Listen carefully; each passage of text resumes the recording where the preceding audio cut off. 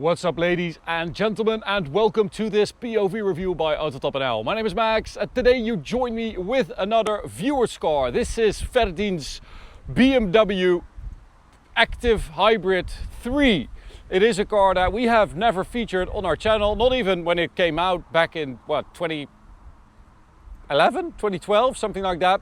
It is an F-Series with basically a 335i engine, with a little bit of hybrid support.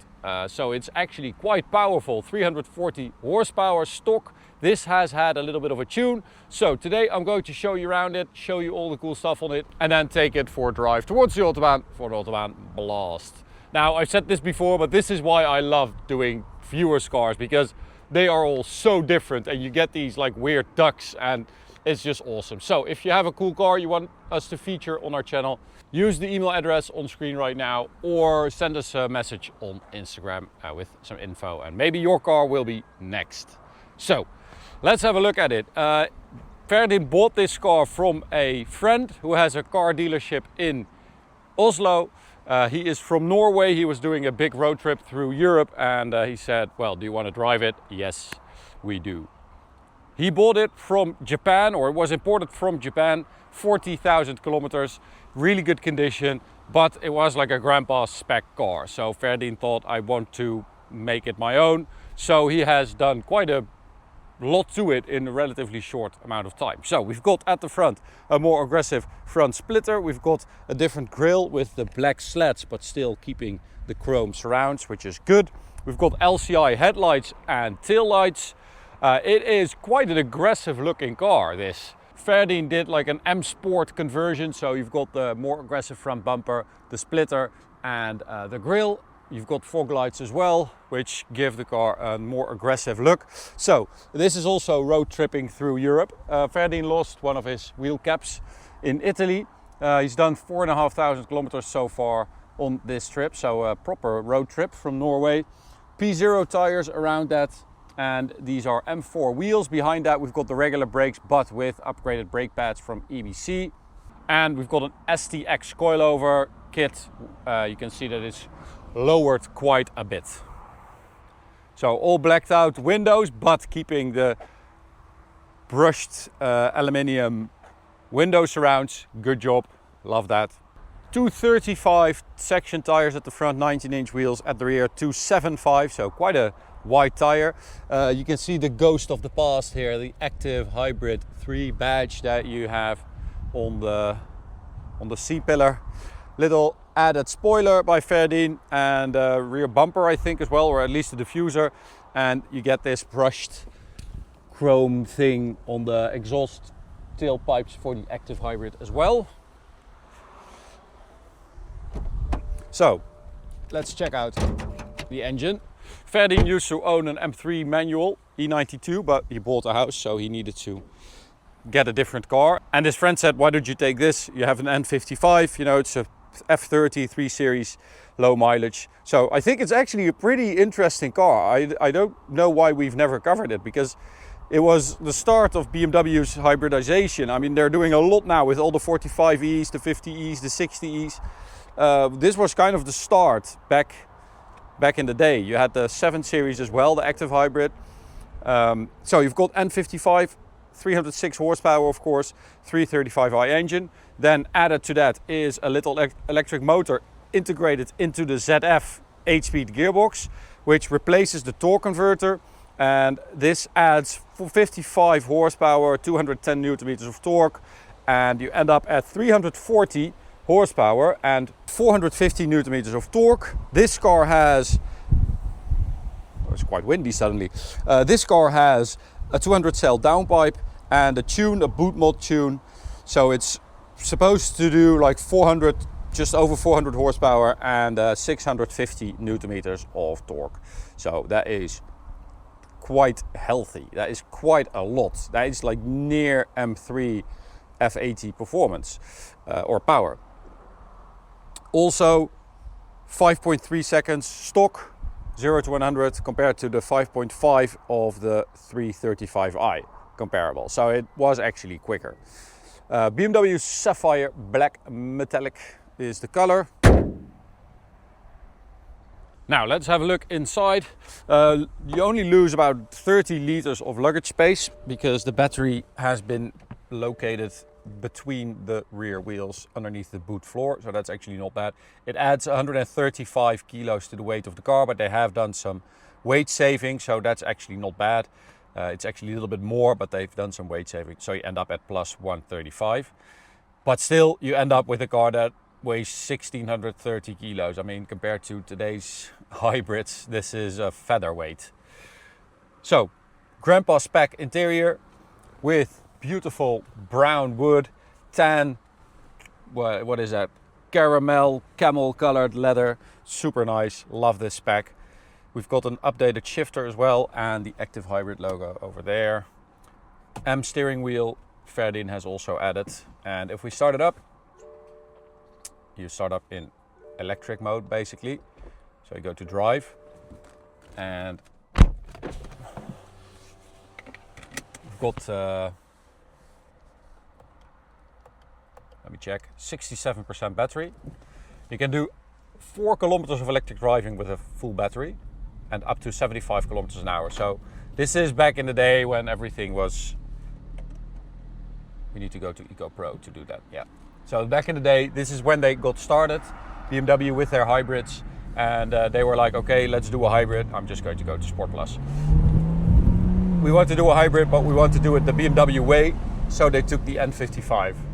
I mean, they could have easily done this with the 4-cylinder that they had in the 328, for instance, but they chose to do this one, which I think is cool.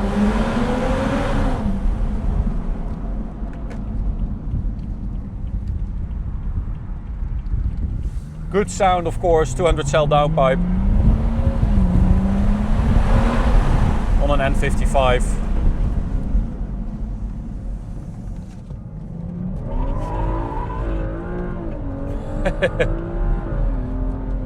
So we'll go slightly sideways, even though it has those massive 275 rear tires. It actually is a pretty fun car. It's nice because you have, well, with the stage 1 tune, I have to say you've got a lot of torque. So of course you have that initial e-boost of torque, but then this car in general has just a lot of torque. So yeah, it's a bit of a cheat code, but still it's a lot more fun than I was expecting. Let me just check yeah, we're at 10.3. So I think I'm kind of ruining Verdin's average consumption, because he said he was at like 9.7 for the entire trip, which is not bad, you know, with a lot of Autobahn driving and a lot of highways and a lot of kickdowns. Actually pretty impressive.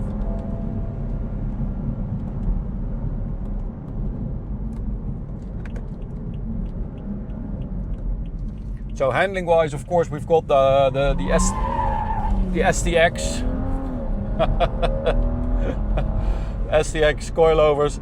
So freaking mirror. STX coilovers are quite nice. They're not too stiff to cope with the additional weight, but it means that, you know, it's a very good driving experience. And it's not too low actually. I was looking at it and I thought, oh, it's going to be very harsh, but it's actually not bad.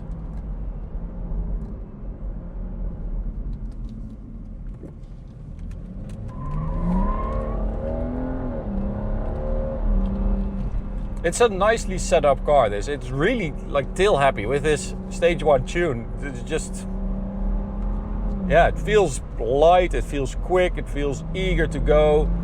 As I said, as soon as you hit the throttle, you get that little bit of e-boost. It's not that much, but it's enough to make it feel lighter and eager. Yeah, sport for that.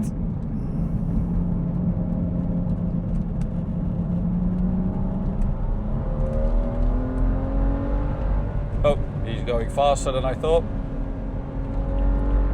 Thank you. There we go. Onto the Autobahn. So speedo only goes to 260.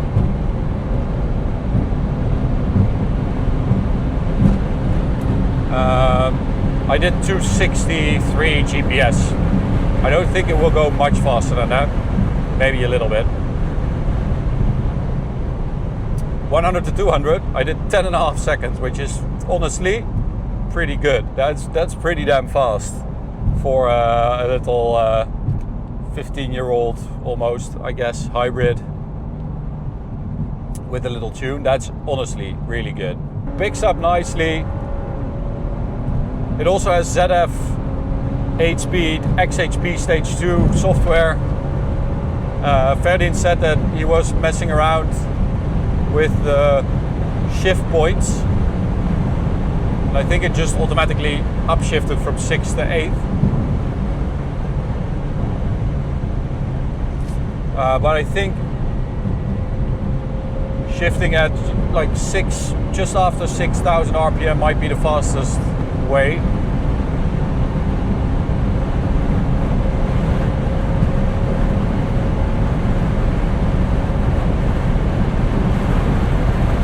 So here we are at 260, but the speedo won't go far further. We are actually accelerating still. So I'm going to guess that that was around 260 GPS. And that is really, really not bad, right? Ooh, it's quite windy. You can feel the car moving around. It is pretty damn quick, and it feels like an easy, effortless performance the way this car has been set up, because I don't know, it just fills the gaps of the N55, the little electric motor. Again, I'm driving a Sport Plus all the time, and we're at 19% now because it completely depleted on the top speed run, but it just got up to 20, 21, 22. See? Also, if you go to Eco Pro mode, it will disengage the gearbox from the engine. So the engine will turn off, and it will allow the car to coast for as long as you don't touch the throttle. So as soon as you touch the throttle again, it starts up the engine, and then you go again. But that's pretty clever.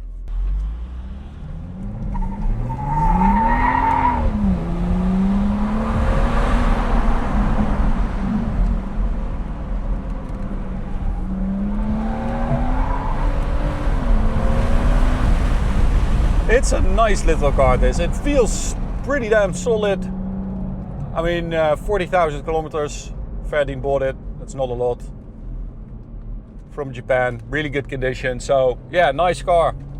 I like it. Thank you for submitting it and letting us have a drive, because this was something that we didn't do before and something that we should drive. So I'm happy that we did. And in this, like, stage 1 version, it's even better, I think. So thank you, Ferdin. I hope you enjoy the rest of your road trip. Thank you for watching. You can check out this video, this playlist, subscribe by hitting the big button, and we'll see you at the next one. Bye.